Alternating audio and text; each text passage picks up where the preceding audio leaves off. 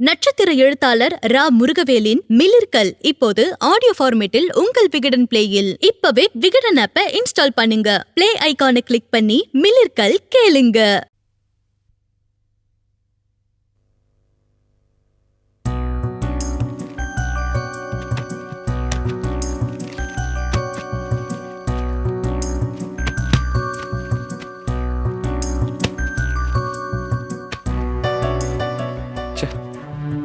நினச்சி பார்க்கறதுக்கே அபத்தமாக இருக்கு. சிதம்பரம் மாமாட்ட போய் பணம் கேட்டால் அவர் எங்கே போவார்? 1000-2000 விஷயம் அது. நான் வேண்டாம் தான்டா சொன்னேன். ஆனால் அம்மா தான் போய் கேட்டே ஆகணும்னு சொல்லிட்டாங்க. சரவம் நான் கேட்குறேன்னு கிளம்பி போயிட்டா. எப்படின்னு? அவர் என்ன நோட்டை அடிச்சுக்கிட்டு இருக்காரு? எப்படியாவது புரட்டி கொடுக்கட்டுமேன்னு அம்மா சொல்கிறாங்க. எங்கிருந்து? நீங்களும் நானும் தினமும் வியாபாரத்துக்காக 1000கணக்கில் பணத்தை புரட்டிட்டு தானே இருக்கோம். நம்மளாலேயே முடியல, அவர் எப்படிங்க? நீ சொல்கிறதெல்லாம் எனக்கு புரியுதுடா. ஆனால் என்ன பண்ணுறது? என் பேச்சை மீறி சரவ கிளம்பி போயிட்டா. நான் கடைசி வரைக்கும் வேண்டாம் தான்டா சொன்னேன். எனக்கு இதில் கொஞ்சம் கூட இஷ்டம் இல்லை. என்னடா சிரிக்கிற? இல்லை, சம்பாதிக்கிற 2 ஆம்பளைங்களையும் மீறி பண விஷயம்லாம் நம்ம வீட்டில் போயிட்டு இருக்கு. அம்மாவும் நிர்மலாவும் என்னடானா நமக்கு தெரியாமலே பணத்தை வட்டிக்கு விட்டுட்டு இருக்காங்க. அண்ணி என்னடானா நீங்கள் சொல்லியும் கேட்காம மாமாவிட்ட பணத்தை கேட்க போகிறாங்க. என்னவோ. இது எல்லாத்துக்கும் காரணம் அம்மாவும் நிர்மலாவும் தான்டா. அவங்க மேலே கோபமாக வருது. ஆனால் என்ன பண்ணுறது? அதை ஒன்றும் பண்ண முடியாது. மாமா கிட்ட பணத்தை கேட்கறது வேணால் நம்மளால் அவாய்ட் பண்ண முடியும்ண்ணே. ஏன்னா இதில் சங்கடம் நமக்கு கூட இல்லை. நாம் கேட்டு ஒருவேளை அவரால் முடியலன்னு வச்சுக்கோங்க, அவர் தான் ரொம்ப வருத்தப்படுவார். அதனால் இப்போ ஒன்றும் கெட்டு போயிடல. அழகுலத்துக்கு ஃபோனை போட்டு அண்ணிக்கிட்ட பேசி தயவு செஞ்சு மாமாட்ட பணம் கேட்க வேண்டாம்னு ஸ்ட்ரிக்டாக சொல்லிடுவோமா? அதெல்லாம் வேண்டாம்டா. சரவ நேரம் போயிருப்பா. நீ ஃபோனில் ஒன்றும் பண்ணாத. சரி, நடக்கிறது நடக்கட்டும். எல்லாம் நம்மள மீறி போயாச்சு. நீ என்ன பண்ணுறது? நான் போய் வசூலை பார்த்துட்டு வரேன்.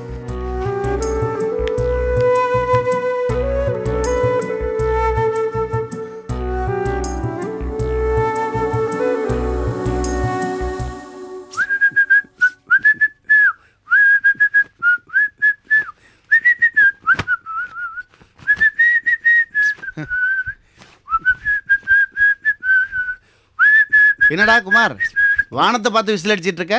என்ன பண்ண சொல்ற? ஓ மூஞ்சியை பார்த்தா மூடு வரல, அதான் வானத்தை பார்த்து விசில் அடிச்சிட்டு இருக்கேன். சரி சரி, அதெல்லாம் விடு. ஆமா, உன் வேலையெல்லாம் எப்படி இருக்கு? அது ஏன்பா கேட்குற? உன்ன மாதிரியே எக்கச்சக்கமான அழுக்கு. 1/2 மணி நேரம் ஊற வச்சதுக்கு அப்புறம் தான் அழுக்கே போகுது. உன் புத்தி ஒன்ன விட்டு போகுமா? டே, நான் இதை கேட்கலடா. கார்மெண்ட்ஸ்ல வேலை பார்க்கறல்ல, அதை பத்தி கேட்டேன். அதை கேட்குறேன் நீ? சூப்பர் ஃபிகர்ஸ், அட்மாஸ்பியர் சூப்பரா இருக்கு. சமயத்துல லேடிஸ் ஹாஸ்டல் இருக்கிற மாதிரி ஃபீலிங் வருது எனக்கு. ஏண்டா ஒரு மூத்த மச்சாங்கிட்ட பேசுற மாதிரியே பேசுற நீ? யாரு மச்சானா? ஏய், உன்னையெல்லாம் நான் மனுஷனாவே மதிக்கிறதுல மச்சானா? பேசுவடா, ஏன் பேச மாட்ட? ஒரு ராஜி செல்லத்திட்ட 5 நிமிஷம் பேசினேன்னு வச்சுக்கோ. தெய்வமே என் குடும்பத்தில் குழப்பத்தை உண்டாக்காத. தயவு செய்து என் வாழ்க்கையில் விளையாடாத ப்ளீஸ். அந்த பணிவு இருக்கட்டும், பயம் இருக்கட்டும். நான் இதை பத்தி கேட்கல. கார்மெண்ட்ஸ்ல வேலை பார்க்கறல்ல, அதை பத்தி கேட்டேன். அதை ஏன் கேட்குற மச்சான்? என்னடா சுதியரங்க பேசுற? ஏன் கார்மெண்ட்ஸ்ல பிசினஸ் நல்லா இருக்கான்னு என்னத்த சொல்ற? இந்த கோபி பயலுக்கு ஜாதகத்துல ஏதோ ஒரு காம்பினேஷன் ஒர்க் அவுட் ஆயிடுது. அவன் எக்கு தப்பா ஏதோ பண்ண போய் அது பெரிய ரேஞ்சில கிளிக் ஆயிடுது. ஏலே, ஏன்டா புத்தி இப்படி போகுது? கோபி ஒன்னொன்னி திட்டம் போட்டு யோசிச்சு பண்ணிட்டு இருக்கான். அதனால எல்லாமே நல்லபடியா நடக்குது. நீங்க 2 பேரும் பட்டாசு கடை போட்டு பஞ்சரான கேஸ் தானே? எதுக்கே வைத்தறிச்சு பண்ணும்? எனக்கு என்னடா அதுல வைத்தறிச்சல? கோபி லட்சக்கணக்கில் சம்பாதிக்கிறதுல அவனுக்கு நல்லது நடக்குதோ இல்லையோ, கண்டிப்பா நமக்கு நல்லது நடக்கும்டா. அப்படி போடு. டே, இதுல என்ன பிரச்சனை தெரியுமா? அந்த போஸ் பையதான். நம்ம கோபிக்கு அவ்வளவு விவரம் பத்தாதரா.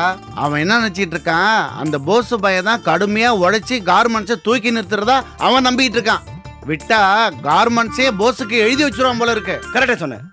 டே மாப்ள, 1000 கருத்து வேறுபாடுகள் நமக்குள்ள இருந்தாலும் நாம 3 பேருமே ஆரம்ப காலத்துல இருந்து கோபி கூட ஒன்னா இருந்து பழகினவங்க. ஆனா இந்த போஸ் யாரா? அவன் சைக்கிள் கேப்ல சந்துக்குள்ள நுழைஞ்சவன். அவனுக்கு இவ்வளவு இம்பார்ட்டன்ஸ் கொடுக்குறானா? என்னடா நியாயம்? ஆமாடா, அந்த போஸ் பையன் பண்ற வேலையை நாம செய்ய மாட்டோமா? டே, அவன் படிக்காதவன். கோபிக்கு சகலங்கிற ஒரே காரணத்துக்காக அவன் பெரிய ஆளாகணுமா? அப்புறம் மச்சன்னா இருக்கிற நமக்கெல்லாம் என்னடா மரியாதை? அட, நான் கூட பிறந்த அண்ணன், எனக்கு என்ன மரியாதை கொடுக்குறான்? அட போங்கப்பா, நீங்க 2 பேரும் ஏதோ குழப்புறீங்க. அட போடாக்கு இருக்கா. டே குமார், அவனுக்கு கரெக்டா எடுத்து சொல்றான். என் மச்சனன்கள்லயே எவன் பெரிய ததின்னு எனக்கு ஏகப்பட்ட குழப்பம். டே, என்ன சொல்ற? இப்ப தெளிவாயிருச்சு. டே சிவராமா, நல்லா சிந்திச்சு பாரு. காலச்சக்கரத்து ஒரு தடவை பின்னாடி திருப்பி பாரு. உனக்கும் கோபிக்கும் நல்ல அண்டர்ஸ்டாண்டிங் இருந்தது. கோபி உன்னை பிரியமா வச்சுக்கிட்டான். ஆனா இப்ப உன் நிலைமை என்ன? கோபியோட நேரம் ஒர்க் அவுட் ஆகி பெரிய ஆளா வந்து இப்ப நிறைய காசு சம்பாதிக்கிற நேரத்துல நாம 3 பேரும் விலகி இருக்கோம். எங்க இருந்தோம் வந்த போஸ் கரெக்டா சீட்டை போட்டு செகண்ட் பிளேஸ்ல இருக்கான். கரெக்ட். டேய் சிவராமா, இப்பதான்டா நம்ம சுதாரிச்சுக்கணும். மறுபடியும் கோபி கிட்ட நம்ம நெருங்கணும். அப்பதான் இந்த போஸ் பையில கட் பண்ணி ஒதுக்க முடியும். இப்ப என்ன பண்ணுங்கிறீங்க? இது பாயிண்ட். சிவராமா, இப்ப நீ என்ன பண்ற? நாளையில இருந்து கார்மெண்ட்ஸுக்கு வா, அங்க வந்து வேலை செய். நீ நானும் இணைஞ்சு கார்மெண்ட்ஸை கலக்குவோம். திடுதிப்பு நாங்க எப்படி மாப்பிள வர்றது? டேய், அது கோபியோட கார்மெண்ட்ஸ். அங்க நீ வந்தனா உன்னை எவன் என்ன சொல்ல முடியும்? போஸ் ஏதாவது சொன்னா? போஸ் மட்டும் அப்படியே ஏதாவது சொன்னானு வை, அது நமக்கு லட்டு மாதிரி சான்ஸ். அதை அப்படியே டெவலப் பண்ணி அப்பா கிட்ட பஞ்சாயத்து வச்சு வீட்டை ஒரு கலை கரைக்கிற மாட்டேன். சரி, கார்மெண்ட்ஸ் வந்து ஏதோ ஒரு வேலையை இழுத்து போட்டு செய்யறேன். அப்புறம் டேய், நான் ஒருத்தனே பெரிய தலைவலி. நீயே வந்தேன்னு வச்சுக்க, அந்த போஸ் பயலுக்கு தீராத மண்டபத்தில் ஆயிடும். ஏதாவது ஒரு சான்ஸ் மாட்டினா நாம 2 பேரும் சேர்ந்து அந்த போஸை ஒரு வழி பண்ணி ஓரம் கட்டிடுவோம். ஓகேவா? ஓகே, கார்மெண்ட்ஸ் வந்து தான் என் வேலையே. அது போதும்டா, மத்ததெல்லாம் ஏன் வேலை? டேய் குமார், கண்டிப்பா இந்த மூவரை கூட்டணி ஜெயிக்கும்டா. கை குடுறா. இப்படி கையை கொடுத்தாண்டா உன்னை தெருவு கொண்டு வந்த பட்டாசு கடையில வாடா. நல்ல வேலைப்பா, ஞாபகப்படுத்தினேன். ஐயோப்பா, இவன் பார்ட்னர்ஷிப்பே வேணாடா சாமி. சாப்பிட்றதுக்கு ஏதாவது தட்டுமாத்த? இல்ல வேண்டாம்மா. வீட்ல வேலை எதுவும் இல்லையா? எனக்கு என்னம்மா வேலை இருக்கு? அண்ணன் வந்து சொன்னாரு டவுனுக்கு போறேன், வர லேட் ஆகும்னு. கொஞ்சம் பவானிக்கு துணையாயிருன்னு சொன்னாரு. நான் மட்டும் என்ன வீட்டுல வெட்டியா முடிக்க போறேன்? சந்தோஷமா கிளம்பி வந்துட்டேன். இப்போ உனக்கும் ஒரு துணையா இருக்கும்ல? ஆமாத்த, முதல்ல நாங்க வீட்ல 5 பேர் இருந்தோம். வீடே கலகலன்னு இருக்கும். இப்ப யாருமே இல்லாம வீட்ல தனியா இருக்கிறது ரொம்ப கஷ்டமா இருக்கு. அதுக்கு என்னம்மா பண்றது? அதுக்கு கல்யாணம் காட்சினானா போய்த்தானே ஆகணும். நீயும் ஒரு நாளைக்கு புருஷன் வீட்டுக்கு போய்த்தானே ஆகணும். நானும் ஒண்ணு போக மாட்டேன். அப்படித்தான் சொல்லுவேன். எல்லாரும் ஒரு நாள் இப்படி சொன்னவங்க தான். பவானி, சரோ, என்ன சரோ, எப்படி இருக்க? நல்லா இருக்க? நீ எப்படி இருக்க? நல்லா இருக்கேன். வா வா வா. எப்படி இருக்கீங்க அத்தை? நல்லா இருக்கம்மா. இந்த என்ன சரோ, தனியா வந்திருக்க? சும்மாதான் அத்தை.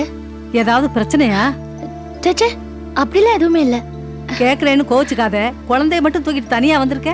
என்னத்த நீங்க? நான் தான் சொல்றேன்ல, நான் ஒன்னும் சண்டை போட்டுக்கிட்டா கோச்சுக்கிட்டா இங்க வரல. சும்மா தான் வந்திருக்கேன். அதையே ஏன் போட்டு போட்டு கொடையறீங்க? சரி தாயே, நான் கேட்கல. இந்த காலத்து பொண்ணுங்களுக்கு ஏன் தான் இப்படி கோவம் வருதோ தெரியல. இல்ல அத்தை, நானே டயர்டா வந்திருக்கேன். நீங்க வேற கேள்வி மேல கேள்வி கேட்டுட்டு இருந்தீங்க. கோச்சிக்காதீங்க அத்தை. சரிம்மா, நான் ஏமா கோச்சுக்கு போறேன்? பவானி, அப்பா எங்க? டவுன் வரைக்கும் போயிருக்காருக்கா. வர ரொம்ப லேட் ஆகுமா, அதனால தான் அத்தை துணைக்கு விட்டுட்டு போயிருக்காரு. அப்படியா? இந்தாம்மா சரோ, உனக்கு ஃபோன் வந்திருக்கு. ஊர்ல இருந்து ஒரு நாத்தனார் தான் பண்ணிருக்கு. சீக்கிரம் வா. என்ன சரோ, இப்பதான் வந்த, உட்கார கூட இல்ல, பின்னாடியே போன் வந்திருக்கு. அத என்னன்னு பாத்துட்டு வந்துடுறேன். நட்ராஜ பாத்துக்கோ. சரிக்கா. ஹலோ அண்ணி, நான் தான் நிர்மலா. என்ன நிர்மலா? அண்ணி, தயவு செஞ்சு எப்படியாவது உங்க அப்பா கிட்ட சொல்லி பணத்தை புரட்டிடுங்க அண்ணி. அதுக்கு தானே வந்திருக்கேன் நிர்மலா. அப்பா வெளியில போயிருக்காரு, வந்த உடனே கேட்டுடுறேன். அண்ணி, அவர் கையில இல்லாட்டாலும் எப்படியாவது கொஞ்சம் சிரமப்பட்டாவது பணத்தை கொஞ்சம் புரட்டி தர சொல்லுங்க அண்ணி.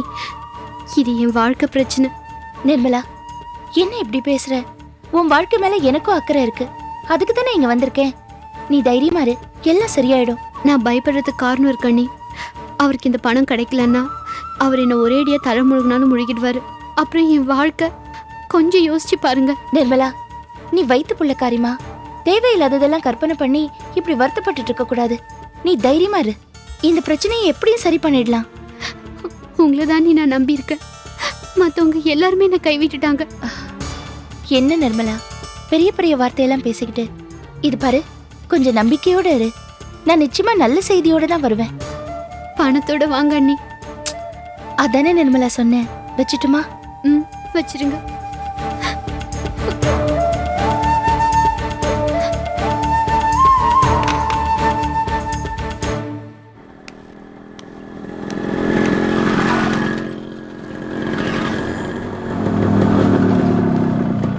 ஹலோ ரவி, வாங்க. நான் ரிவர்ஸ்ல வர முடியாது, வாங்க.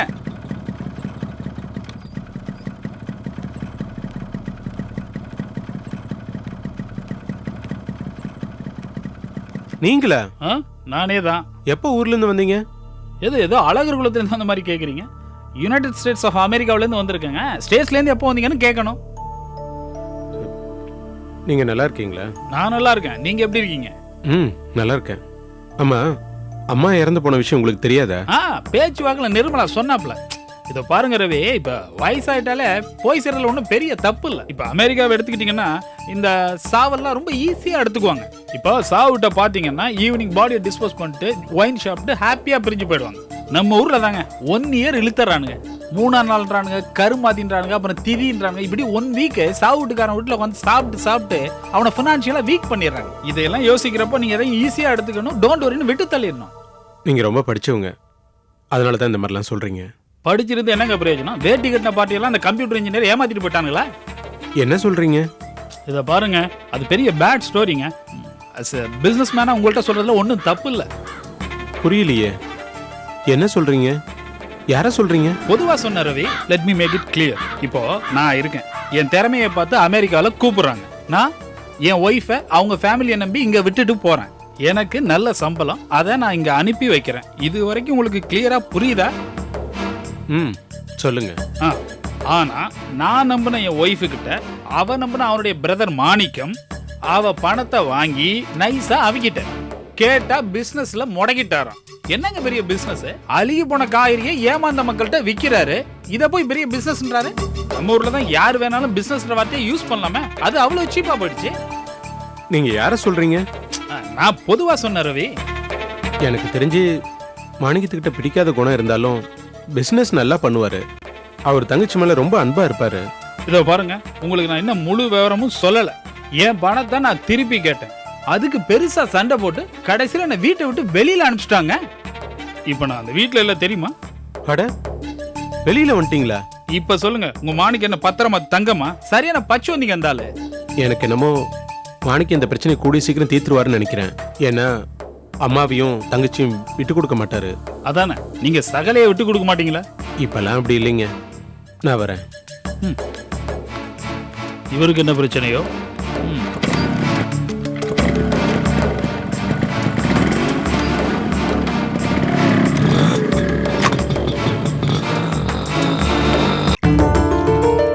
பொதுவா எல்லாரும் என்ன சொல்லுவாங்க, மாணிக்கம் பிசினஸ்ல கில்லாடி, ரொம்ப விவரமான ஆளு, அப்படி இப்படின்னு சொல்லுவாங்க. ஆனா சந்தோஷ் விஷயத்துல அவர் இப்படி ஏமாத்திருக்க கூடாது. அவரே இதை சொல்றாரு. என்ன இருந்தாலும் மச்சான், எனக்கே ஒரு மாதிரியா இருக்கு. சந்தோஷ் சாதாரணமா பேசுறதே கேட்க முடியாது, அவருக்கு இப்படி ஒரு சான்ஸ் கிடைச்சிருக்கு. சும்மா விட்டுருவாரா? கண்ணில் விரல விட்டு ஆட்டிட மாட்டாரு? இந்த விஷயத்துல மாணிக்கு எதுவுமே பேச முடியாது. என்ன பண்ண போறாருன்னு புரியல. சந்தோஷ் எப்படியெல்லாம் பேசுறாரு தெரியுமா? சொந்த மச்சான பேசுற மாதிரியா பேசுறாரு, கராரா பேசுறாரு. அவரு பேசுற பேச்சுக்கெல்லாம் மாணிக்கத்தால பதில் சொல்லவே முடியாது. என்னை பொறுத்த வரைக்கும் மாணிக்கத்தோட திமிருக்கு இதெல்லாம் தேவைதான். கொஞ்சம் நஞ்ச திமிரு அந்த ஆளுக்கு. என்ன இல்ல, எதுவுமே பேச மாட்டேங்கிற? ஏன்டா இப்படி விவசாயம் இல்லாம பேசிக்கிட்டு இருக்க? 1000 தான் இருந்தாலும் அவங்க அக்கா புருஷனாச்சே. நீ அவரை பத்தி தப்பா பேசுறத கேட்டு அந்த பொண்ணு மனசு சங்கடப்படாது? என்னப்பா இப்படி சொல்றீங்க? பின்ன என்னடா, நீ பேசுறது எப்படி தெரியுமா இருக்கு? நல்லா மாட்டிக்கிட்டானுங்க, இவனுக்கு இதுவும் வேணும் இன்னும் வேணும்னு கை கொட்டி சிரிக்கிற மாதிரி இருக்கு. என்ன இருந்தாலும் அவர் உன் சகல இல்லையா? என்ன இருந்தாலும் எப்படி எல்லாம் பேசின அப்படின்னு தெரியுமா? தீபாவளிக்கு அழகர் குளம் போயிருந்தப்ப அங்க வச்சு என்ன எவ்வளவு கேவலமா பேசின அப்படின்னு தெரியுமா? என்ன தன்னோட சகல நினைச்சிருந்தா மாணிக்கு இப்படி எல்லாம் பேசிருப்பா அப்படியா? ஏண்டா அப்படின்னா அப்போ நடந்ததை நீ இன்னும் மனசுல வச்சுக்கிட்டு இருக்க? இப்ப அவங்களுக்கு ஒரு கஷ்டம் வந்தோடனே நல்லா மாட்டிக்கிட்டோன்னு சந்தோஷப்படுற, அப்படித்தானே? ஆமா, அப்படிதான். டேய், என்னடா அது? நன்று அல்லது அன்றே மறப்பது நன்றுன்னு வள்ளுவர் சொல்லியிருக்காரு. நல்ல விஷயமா இருந்தா காலத்துக்கும் மனசுல பூட்டி வச்சுக்கிட்டு சந்தோஷப்படலாம். ஆனா ஒரு கெட்ட விஷயம் நடந்தா அதை அப்பவே அந்த சனமே எல்லாத்தையும் மறந்துடணும். அப்படி இல்லாம அதை மனசுல போட்டு பூட்டி வச்சிருந்தேன்னு வச்சுக்க, வன்மமும் அகங்காரமும் ஜாஸ்தியாகி நம்ம புத்தி உடம்பு எல்லாத்தையும் கெடுத்துருமா.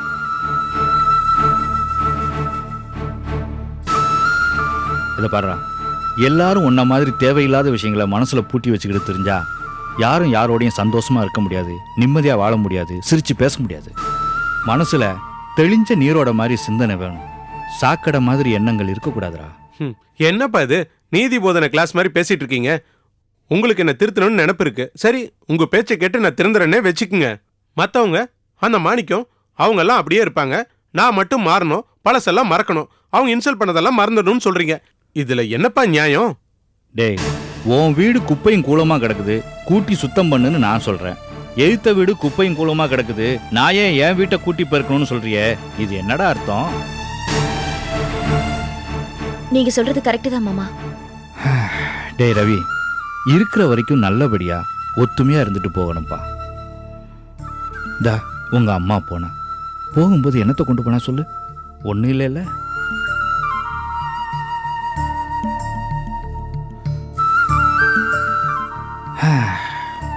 எல்லார்கிட்டையும் நல்லத்தனமா நடந்துக்கிட்டு நல்ல பேரோட போய் சேர்ந்தா இன்னைக்கும் பார்க்குறவங்கெல்லாம் மகாராசி புண்ணியவதி இவ்வளோ சீக்கிரம் போய் சேர்ந்துட்டாலேன்னு தான் வருத்தப்படுறாங்க. அந்த மாதிரி நல்ல பேரோட நல்லா வாழ்ந்து போகணும்ப்பா. அதை சாதிச்சாலே போதும். புரியுதா? இந்த நமக்கு வேண்டியவங்க யாராவது ரொம்ப கஷ்டப்படுறாங்கன்னு வச்சுக்கோ, முடிஞ்சா அவங்களுக்கு போய் உதவி பண்ணலாம்.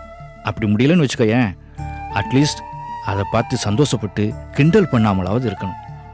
அதான் மனுஷத்தன்மை. அதை நீ கற்றுக்கணும்ப்பா.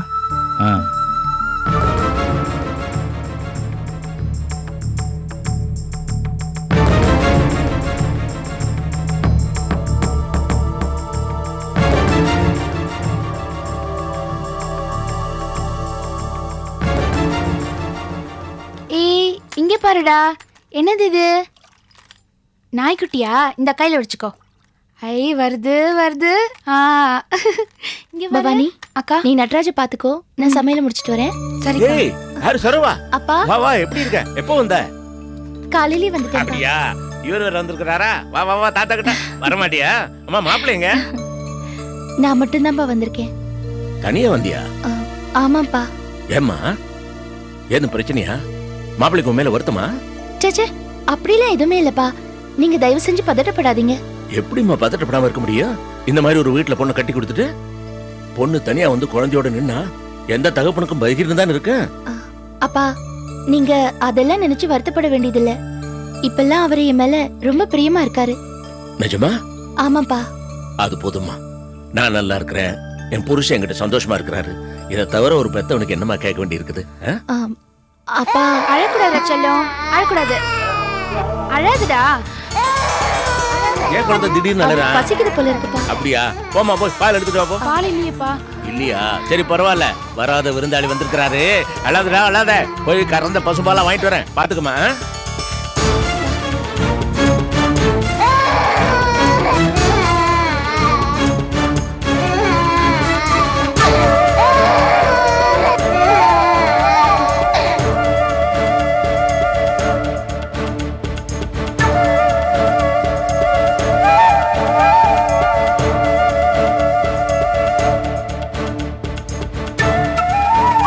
நட்சத்திர எழுத்தாளர் ரா முருகவேலின் மிளிர்கல் இப்போது ஆடியோ ஃபார்மேட்டில் உங்கள் விகடன் பிளேயில். இப்பவே விகடன் ஆப்பை இன்ஸ்டால் பண்ணுங்க. பிளே ஐகானை கிளிக் பண்ணி மிளிர்கல் கேளுங்க.